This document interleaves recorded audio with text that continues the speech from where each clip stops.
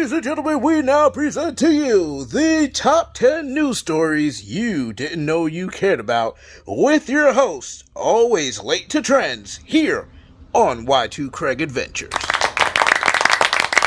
Good evening, ladies and gentlemen. My name is Craig, aka Always Late to Trends on TikTok and Instagram, aka Y2 Craig Adventures on YouTube. And I am here this week to present to you the top 10 stories you didn't know you cared about. Now, this is a weekly countdown of news stories you may not have heard about or may not even care about or knew you care about. But today, I will make you care for them. Now, we are going to jump right into the countdown. Coming in at number 10, a python. Yes, you heard me correctly. A python was filmed popping out of a shelf in an Australian supermarket. According to Yahoo News, this happened to a Miss Helena Elady as she was shopping through her local Sydney grocery store. The 10-foot-long snake casually popped his head out of the spice aisle just mere inches away from Helena's face. Now, before we overreact here, okay? Before we overreact, it is quite possible that the snake is simply the store's newest employee. However, imagine a python just simply wanted to ask you if you needed help. Or maybe that python was a customer and just got lost in the wrong aisle. Either way, I'm putting this story at number 10 because, let's face it, it's Australia. Are any one of us surprised that a python would be at a grocery store? Come on. Anyway, speaking of animals, coming in at number 9, we have, I'm sure y'all have seen the video of the animal handler that got attacked by an alligator in a display session. You know, they were displaying the alligator's tricks and things, and seemingly the alligator attacked her and had her arm bitten off. However, sources close to the situation have said that, first of all, the lady stated that she is okay and is expected to make a full recovery. The handler also stated that she loves him. She loves him. And that the alligator should not face any consequences for his actions. This is being dubbed as the greatest love story next to Twilight.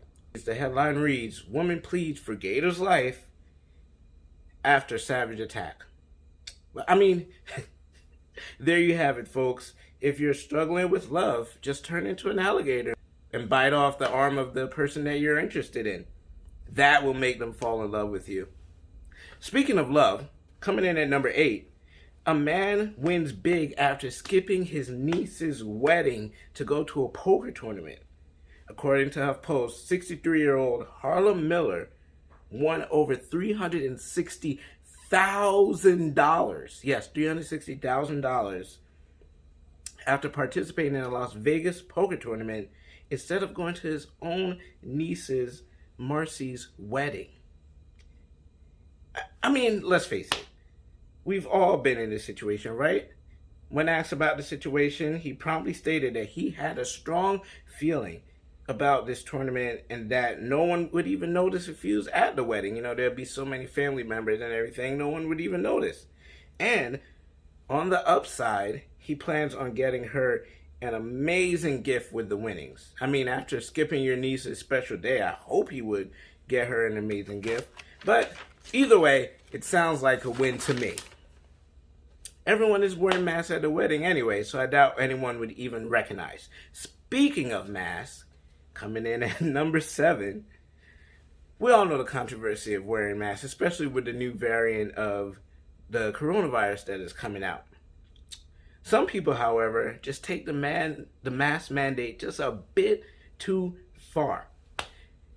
Example, a man from Dripping Springs, Texas, tried to prove a point by stripping down from wearing a full suit and tie to just his underwear. This happened at a public district school meeting. Yes, a school meeting. Mr. James Akers, the man who did the stripping, stated he was simply just trying to make a point. He was making comments during the act by stating things such as, "My job makes me wear this suit and I hate it, so I will no longer do it," and things of that nature.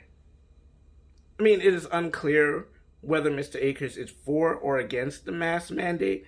However, we do wish him the best of luck in his future endeavors.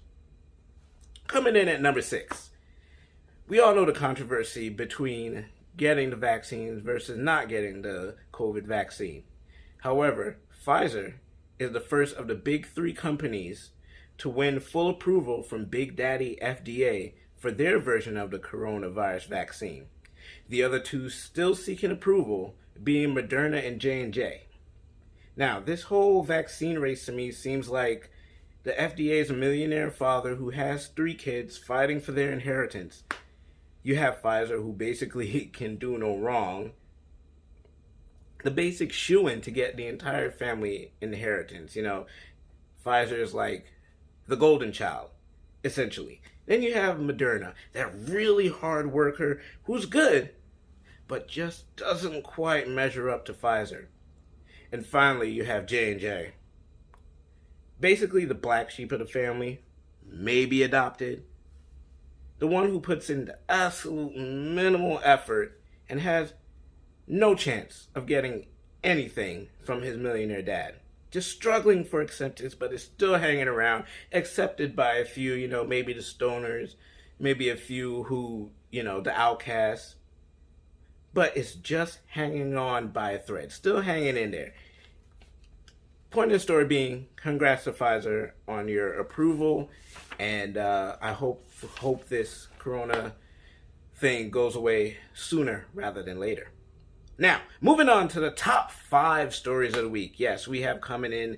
We are now on to the top 5 spots of the week. But before we get to the top 5 stories, let me just say, make sure you like and comment on this video. Share if you think you like it. And yeah, if this becomes a thing, then I will do this every week and bring you the news stories that you didn't know you cared about. Anyway, now moving on to number 5. Coming in at number 5, a Wisconsin McDonald's. Now, listen closely to what I'm saying. A Wisconsin McDonald's is redefining the definition of fresh meat. As a woman named Jessica Nelson filmed not 1, but 3 live cows in the backseat of a car going through the McDonald's drive-thru. I'm not sure what to make of this situation at the moment, but sources say that the drivers of the cow car, Buick, had just recently purchased the livestock at a fair and were taking them home. Wisconsin, big surprise there. But when they decided that they were hungry and they wanted to stop and get a bite to eat, it was either that or the cows just wanted to stop and get a first-hand look of where they're going to end up in the near future. You know what I'm saying? And speaking of the good old burger franchise with the golden arches, coming in at number 4, a Midwestern branch of the franchise received quite a scare as an Iowa man calls in a bomb threat. Yes, you heard me correctly. A bomb threat. Because he didn't get enough sauce for his chicken nuggets. Yeah, I mean, that a 42-year-old man, 42-year-old Mr. Robert Goldwitzer Jr. was arrested for calling in a bomb threat to his local McDonald's after discovering that his order was missing sauce and incorrect. Now, I get it. I get the frustration. I understand why he did it. But, I mean, come on. This is next level pettiness and anger, right? Why didn't I think of this? I mean, this might be a minor victory for McDonald's customers everywhere. Now, maybe now they'll start including enough sauce for the damn chicken nuggets in the first place. But anyway, speaking of being frustrated, coming in at number 3. Okay, check this out, right? Listen to this. This one is hilarious.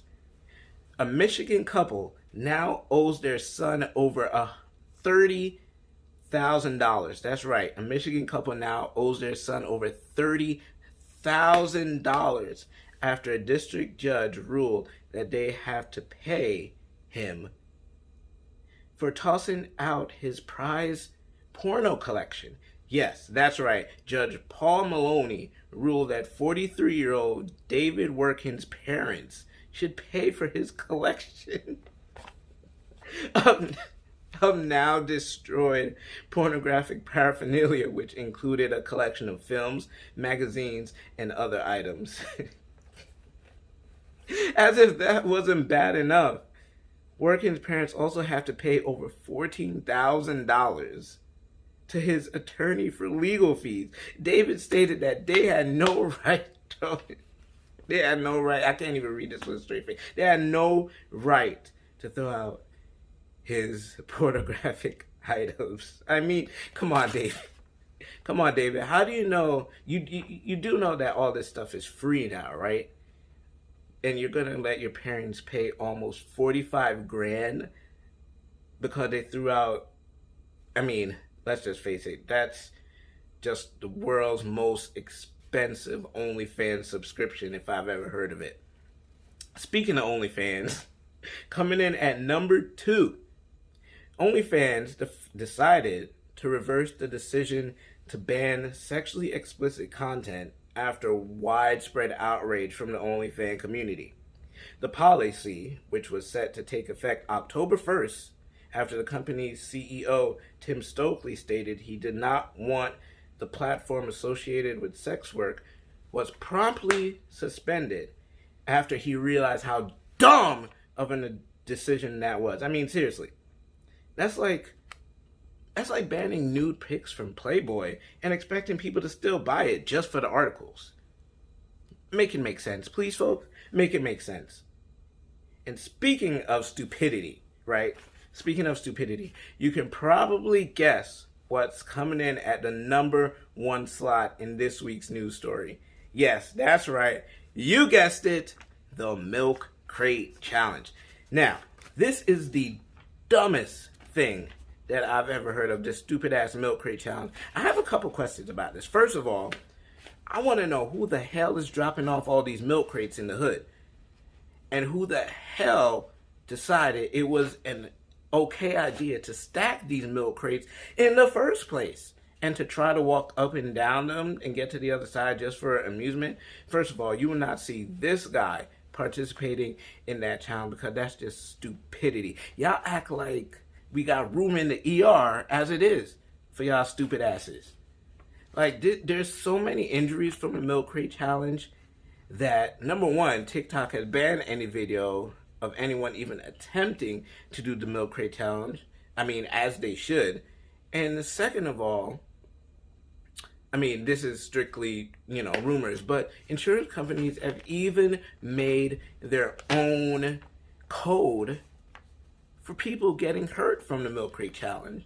Okay? I mean, and I actually saw that on TikTok. I don't know if that's true or not. I probably should do my research on that one. I'm sure it's probably not true. But the amount of people getting hurt from it is ridiculous, and I urge you dumbasses to stop. But anyway, with that, we have now come to the end of our nude broadcast. I urge you to like and subscribe to this channel. Check me out on TikTok and Instagram at Always Late to Trends. And if this video blows up, I will make this a weekly thing, bringing you the top 10 news stories you didn't know you cared about every week. But for now, this is Craig Alexander, aka Always Late to Trends, aka Y2 Craig Adventures, signing out. This has been the top 10 news stories you didn't know you cared about with your host, Always Late to Trends.